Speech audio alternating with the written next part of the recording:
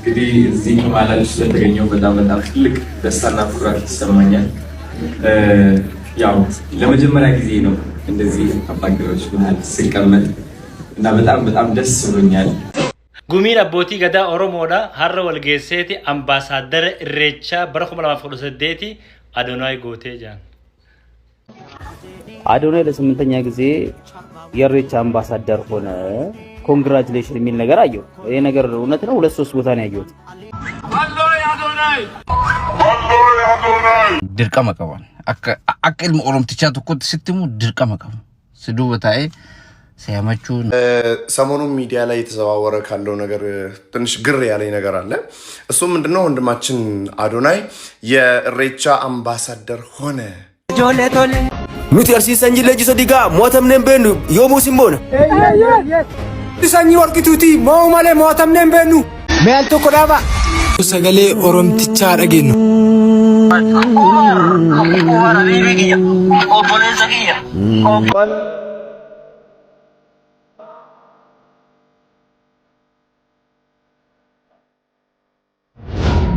السلام عليكم ورحمة الله وبركاته. أكم جرت هردفتو في دعوتو تشانالي أهم أورو كنتاتن هندينو باقا جراتني الحمد لله أني نغان قبا إيقا هندي كيسانو الدنيا غرا غراتي جراتني وان نججبستن وان هردفتن هندي كيسانو غلطو ما سنين جد إن شاء الله سنين وجين تهي يو رب جدقا بكا قدا نيجين جدين يادا إن شاء الله أكما فيديو جلق أبان لالتني فيديو هاران هرس سني قبين جرا akkuma social media argitan gumii abbootiin gadaa wal gahanii ambaasaadar irreechaa Adonaay tahee jira jedhamee oduu social media irratti deemaa jira. Hundi keessanuu agartanii jedhee yaada.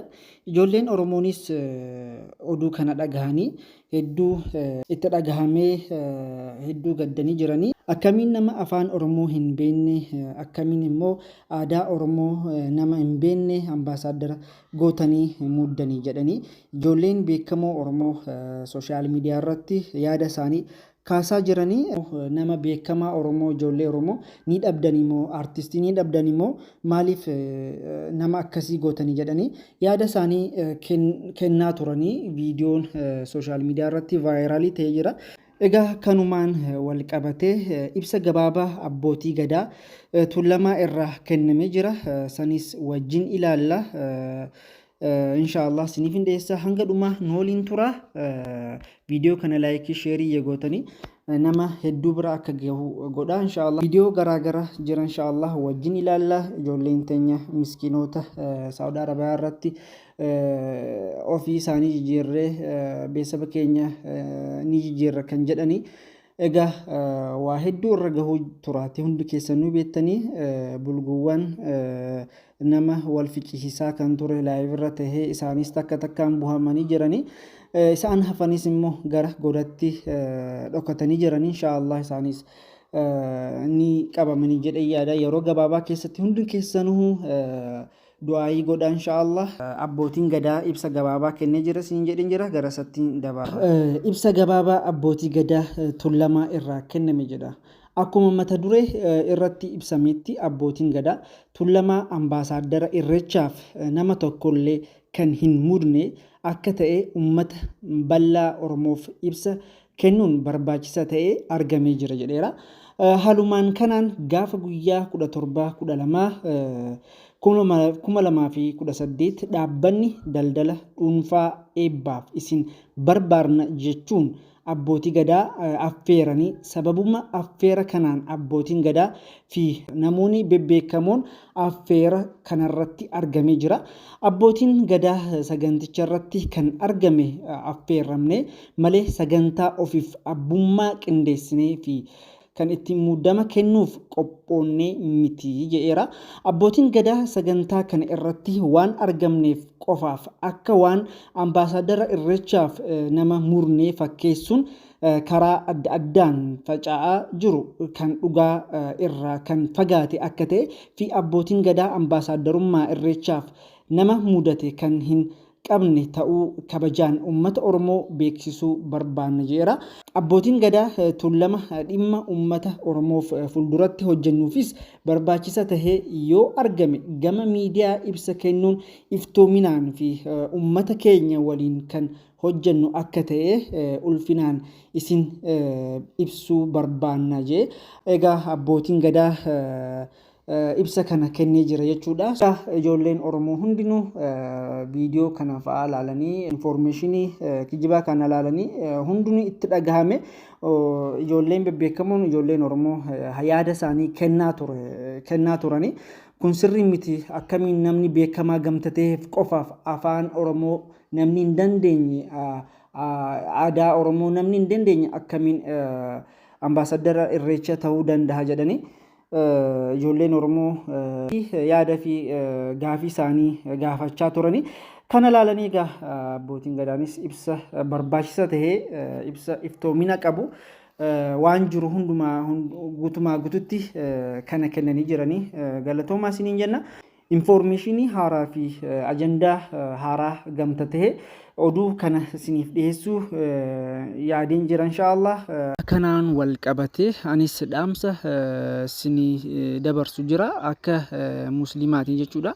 Namni muslima tahee ulamoota guddaa sheekota guddaa ustaazoonni jechuudha waggaa waggaadhaan ni dabarsani. Akka amantii islaamaatiin jechuudha ayyaana Irreecha nu ilaallatu jechuudha inshaallah hundun keenya wanjalii guddaadha jedhamee himamaa turaate namni muslima tahee nama hedduu deemaa jira. Garuu kana dhaamsa isin dabarsuun barbaada hundi keenya kanarraa of eeguu qabna jedheen yaada inshaallah.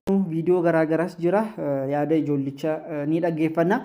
Egaa immoo ijoollee Arsii fi ijoollee Walloo keessaa viidiyoo ajaa'ibaa tokko hojjetanii jiranii hundi keenya waan itti barannu.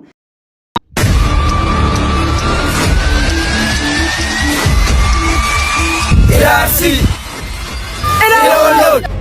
isini mikal maal Arsii qallu? Nuti naman qallu. Osoo Oromummaa qabaattee akka hoolaatti nu qaltaa? Oromoon dhugaalenu ammas qallee isinitti agarsiifna. Nuti Arsii sanyii Leenjisoo Digaa mo'atamnee hin beeknu yoomuus hin boona. Sanyii Warqituuti moo malee mo'atamnee hin beeknu. Walloo Arsii wal fixaara. Meel tokko dhaaba. Meel tokko sagalee Oromtichaa dhageenyu.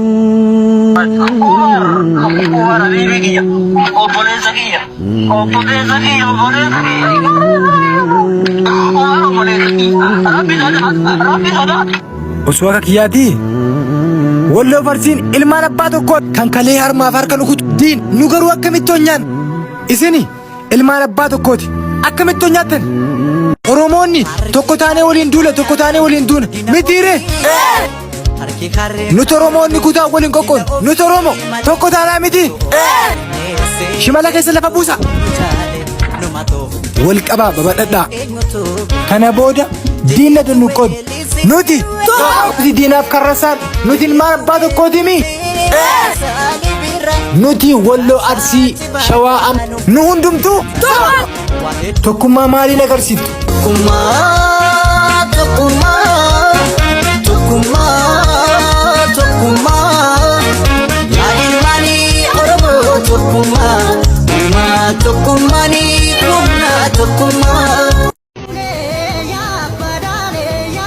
እንግዲህ እዚህ ከማላችሁ ስለተገኘው በጣም ትልቅ ደስታና ኩራት ይሰማኛል። ያው ለመጀመሪያ ጊዜ ነው እንደዚህ አባገሮች መሀል ስቀመጥ እና በጣም ደስ ብሎኛል። እያመሰገንኩም ነው። ምን ብዬ አምናለሁ እኔ ልዩነታችን ሁሌም አንድነታችን ነው። ለየት የሚያደርገን በዚህ አምናለሁ። ለዛም ነው ያለፈው ዓመት ወደ ኢሬቻ ስመጣ ያየሁት ፍቅር፣ የሰው ፍቅር ሲያቅፈኝ ያለው ስሜት ከጠበቅኩት በላይ ካሰብኩት በላይ ሆነብኝና ያው በዚህ ዓመት ኢሬቻ መጥቶልናል። እግዚአብሔር የተመሰገነ ይሁን። ሁላችንም እንኳን በጤና በሰላም አቆየን። ተመስገን። አመሰግናለሁ በጣም ከዚህ በላይ ብዙ ነገር እንሰራለን።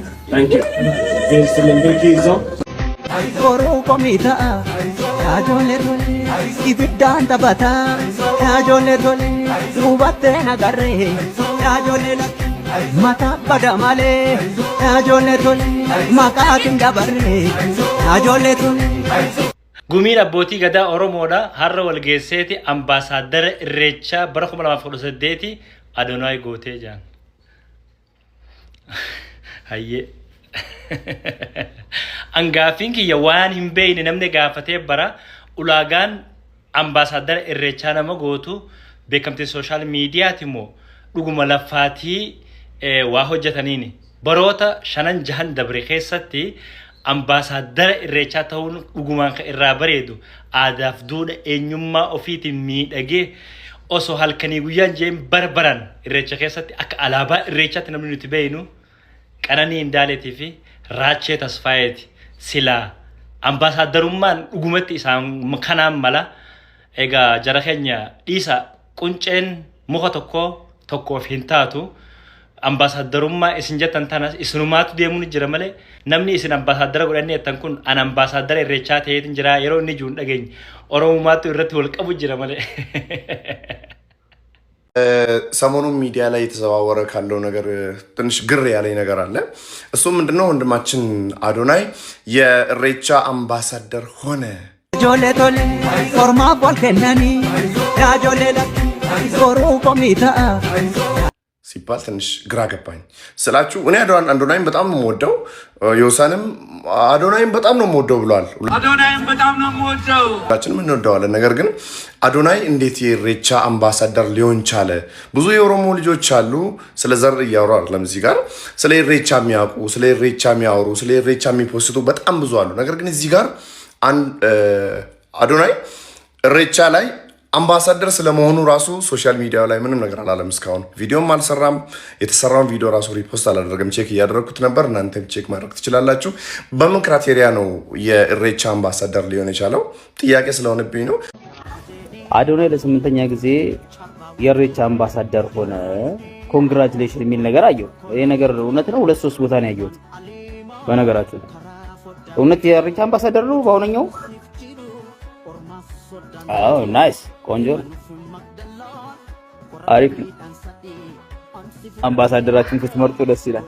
ደስ የሚለው ነገር አካውንቱ ላይ እንኳን ስንትን ፖስት አላደረገውም። አምባሳደር ስላደረጋችሁኝ አመሰግናለሁ ብሎ እንጂ እዩት።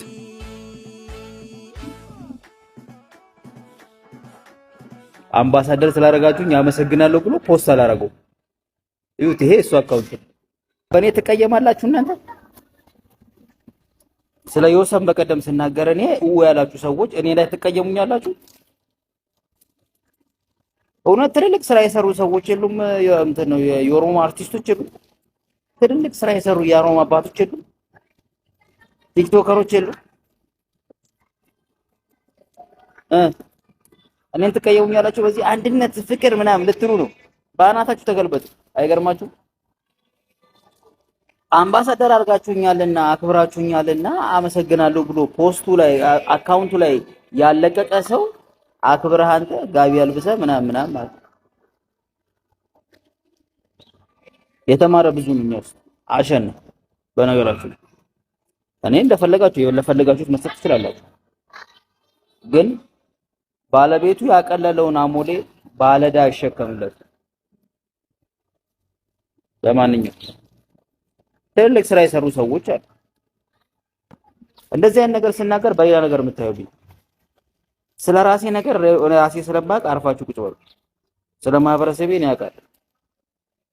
እንደዚህ አይነቱ ነው እየገባ እያለቀለቀ እያስናቀን ያለ። አሁንም ቢሆን ለኢሬቻ አከባበር ምናምን አክባሪዎች ሼር ኮፒ ሊንክ አድርጉ። ፕሮፌሰር ጋቢሳ እጀታ እዚህ ነው ያሉት። በዛ ላይ አካውንቱ ላይ እንትን ፖስት አድርጓችሁ ላላከበራችሁ ሰው አምባሳደር ስታደርጉ ደስ ይላል።